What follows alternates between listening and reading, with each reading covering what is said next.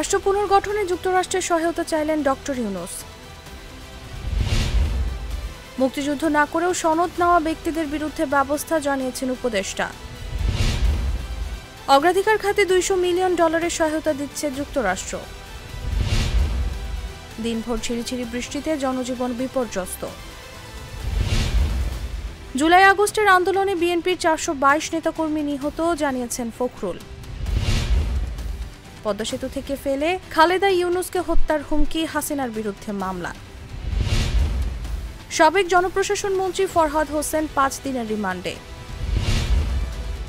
এক সপ্তাহের মধ্যে ট্রাইব্যুনাল পুনর্গঠনের আশা চিফ প্রসিকিউটরের। বন্যার ক্ষতি মোকাবেলায় সংস্থাগুলোকে একসঙ্গে কাজ করতে হবে জানিয়েছেন উপদেষ্টা হাসান আরিফ। হত্যাকাণ্ডে জড়িত আইনশৃঙ্খলা বাহিনীর সদস্যদের বিচার করতে হবে বলেছেন সার্জিস আলম।